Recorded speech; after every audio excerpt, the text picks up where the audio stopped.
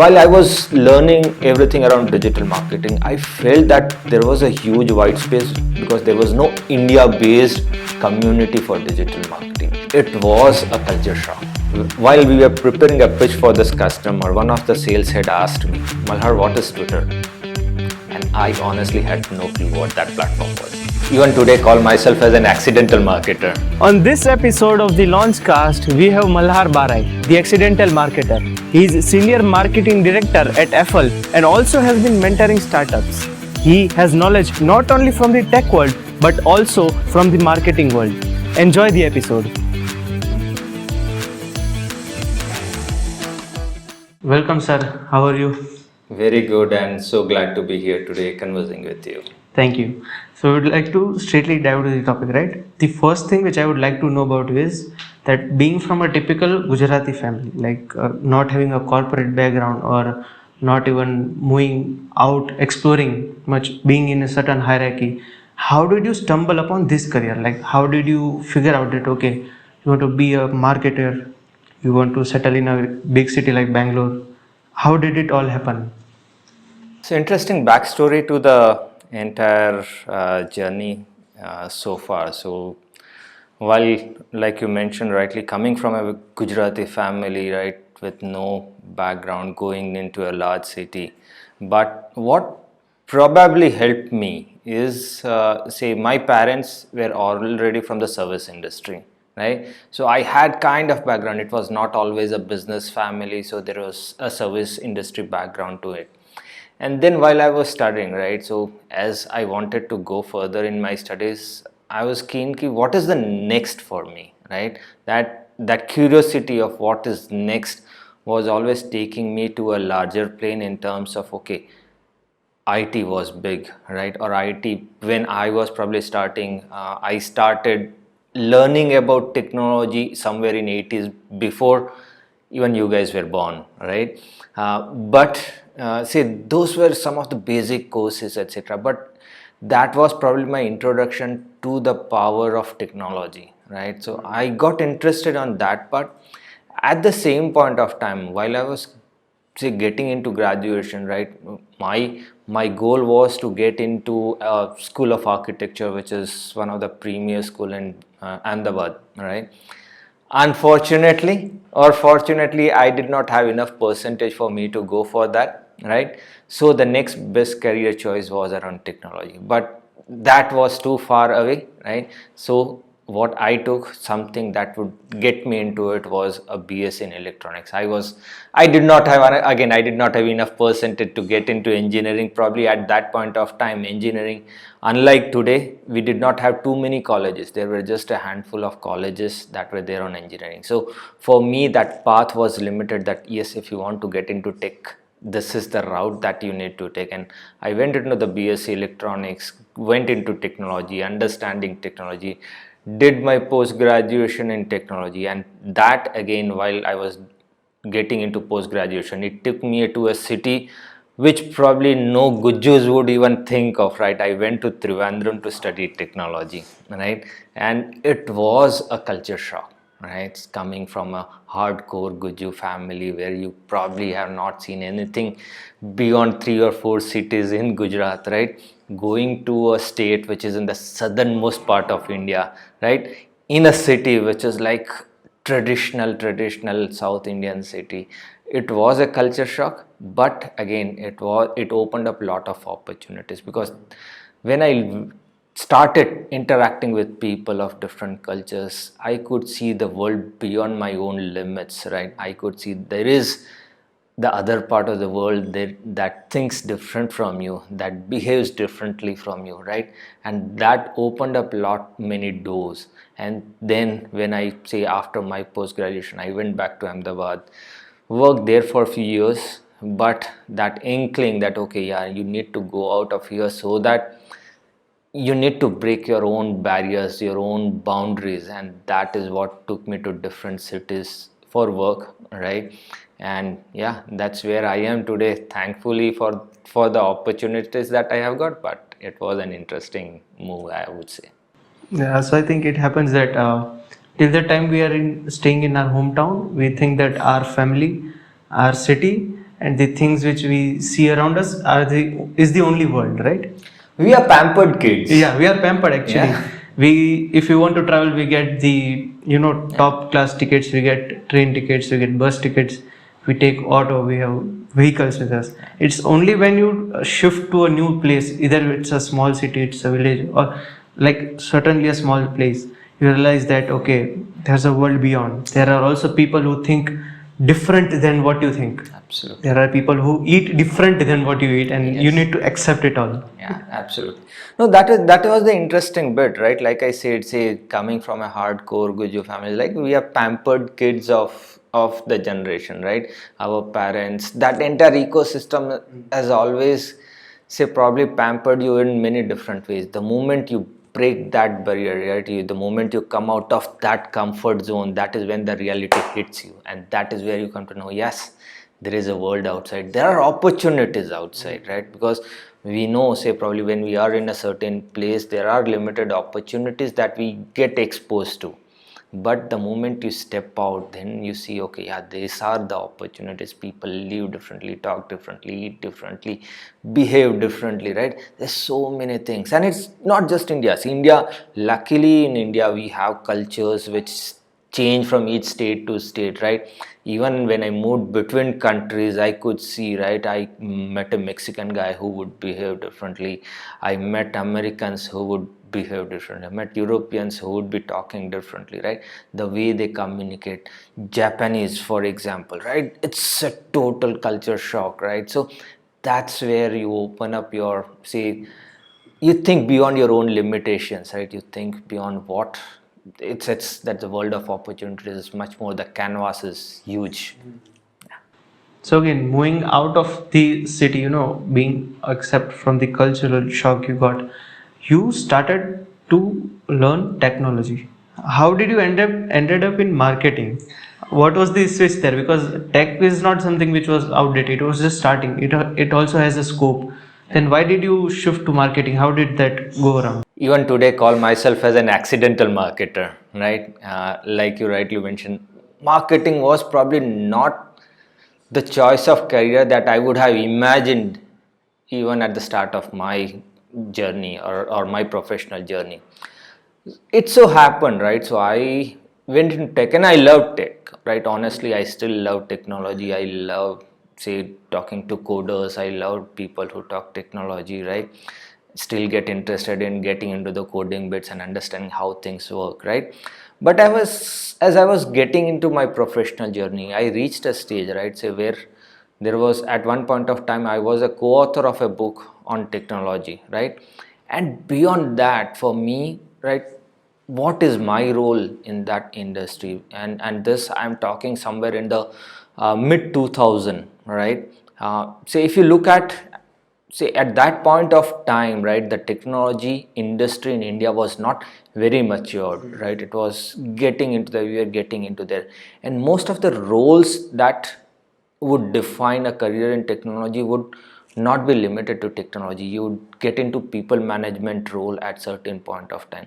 For me, I was a hardcore techie guy, right? I never understood people management, or I was never interested in people management, right? If I say I was technology, I loved coding. You can imagine a nerdy guy sitting in the corner coding their nights and days out, and I was that kind of guy, right? For me, if you give me a team of 5 people and say, okay, go manage that team and don't do your coding work, I could not imagine doing that. And that is where I was looking at opportunity where I can still be an individual contributor to the roles. And luckily, the organization that I worked at that point of time, which is Tech Mahindra, gave me an opportunity to switch into roles, right? And I went into, say, from a coding guy, right, I went into a pre-sales roles, right, where I used to write, say, RFPs, which we call request for responses, request for proposals, etc., right? So all those stuff, and I used to do the coding part or the solutioning part of the work. And then the next opportunity that I got was managing partnerships. So I used to work with partners like IBM, Red Hat, etc., where we could implement their technology in our solutions, right? And then the next opportunity is, okay, you are doing good here, right? Why don't you get into the case studies part of it, right? We have some good solutions that as an organization we have delivered. How can we tell that story to the world, right? So I went into that role in terms of I was starting to put out doing a sales support kind of role, right? While the sales guy is going pitching to the customer, I would support them with enough ammunition, right, with case studies and all those stuff. And then say, okay, you are doing good here, right? Why don't you start marketing about our own business unit, right? And that's where that marketing thing kicked in, right? And there was this one interesting question in that journey while we were pitching to a large gaming player. An interesting question came up at that point, and I had just returned from a trip from US, and I had seen people using Facebook and Twitters and all those kind of stuff. And imagine, we are from the Orkut kind of world, right? You guys would have never heard about Orkut, but that was one of the first social media platform. I was not keen to get into one more social media platform, but while we were preparing a pitch for this customer, one of the sales head asked me, Malhar, what is Twitter? And I honestly had no clue what that platform was, right? But because we had to go and pitch to the customer, I started reading more about it, learning more about it, and I felt, boss, this is something interesting, right? And the reason that thought came is, for me, it was like it is going to democratize communication, right? And what I mean by that is, see, until that point of time, if you ever wanted to give a feedback to a brand, right, that boss, your product is good, your service is good, your product is bad, your service is bad, there was no way you could tell that to a brand. You could probably, there was an email ID there, you can write an email, but you can hardly get a response from a brand, right? But here you could just write a tweet to the brand and say, okay guys, your product is shit, your product is good, right? That was a big change, right? Similarly for brands, right, how can they talk to consumers, right? It was so difficult until that point of time to get that real-time feedback from consumers, right? And that is where I felt the social media platforms are going to be game changers for brands as well as consumers. And I started getting more interested about it, started learning more, implementing some of the things that I learned, and went on to head the global digital marketing for Tech Mahindra, and then subsequently entire digital marketing journey. That was the part of it. No, interesting. Hearing this journey, I also had read somewhere. I think that at the end of the day, in a span of, I guess, 10 years, every job turns into people's job. Right? If you start as a tech guy, whether it doesn't matter, at the end it turns into managing people. Right. As it same happened with you. You started as a tech guy, but slowly, steadily, you got management stuff. You got interested in digital marketing, right? So, again, after doing all this stuff, learning digital marketing and actually getting passionate about it. So, I feel that you are more of a passionate guy in marketing because you also had something called SEO Talks. So, can you please just tell that, okay, what is SEO Talks? How did the idea of it came to you? Because it's, I think, a kind of startup for you. That's a nice point. So SEO Talk is basically India's first Twitter-based community, right? And what I mean by that is, like I said, when I started my journey, that avenues of learning anything around digital marketing were extremely limited, right? There were, unlike today, there are structured courses by leading universities. We had nothing, right? Everything was community used to learn something and they used to share, right? And people used to implement and have their own, say, successes, failures, etc. And then it used to get published. For me, while I was learning everything around digital marketing, I felt that there was a huge white space because there was no India based community for digital marketing. There were a lot of us who were learning together, but most of us were attending Twitter based communities or chats within the US geography, right? And we probably used to wake up at godly hours, right, 2 o'clock, 3 o'clock in the night to attend some of those conversations because they were interesting. Everyone was learning together. And that is where I think, okay, here is the white space. talked to a couple of people in the industry that, do you guys also see this as a vice president? Yes, everyone kind of agreed. Now for me it is like, should I just talk digital marketing? Again, I am a firm believer that riches are in niches, right? And that is where I thought, okay, I cannot boil the ocean with talking about entire digital marketing. Let me pick up SEO, because people know India for their SEO skills. Now, the drawback of that was, people knew India as a SEO skill for the bad things, right? We were probably known for doing unethical things on SEO, right? Rank sites in 1 days, 2 days, and get Google penalties and all those stuff. But at the same point of time, there were so many good ethical SEO practitioners in India, and we thought, okay, this is our platform to highlight contribution of those people who talk about that ethical part of SEO, who do it in ways that helps everyone learn more. And that is where SEO stands today, or SEO Talks stands today. We are like almost 10 years we have been doing this. It's a Twitter based community. Rock stars of SEO world in India are part of it, and we do talk shows, we do say some podcast or Twitter spaces that we call. We have started doing webinars and all those stuff. So it's kind of a community. It's a non-profit community, right? So everything for the past 10 years that we have been doing is probably ensuring people get enough knowledge about what stuff is going on. So again, building SEO talks, do you even feel that that also improves your brand image on social media personally, which would again help you connect with people? Yes, absolutely. And that is what, so the fundamental part of it is like, as a founder of any brand, right? Again, for me it was SEO Talk, but as a founder, that personal branding of a founder becomes very essential, right? It not only opens the door for the startup itself, it also opens a lot of different opportunities for the founder as well, right? So that is where every founder has to look at those opportunities in terms of how they can leverage platforms. And today there are so many platforms, right? You can repurpose your content for each of those platforms.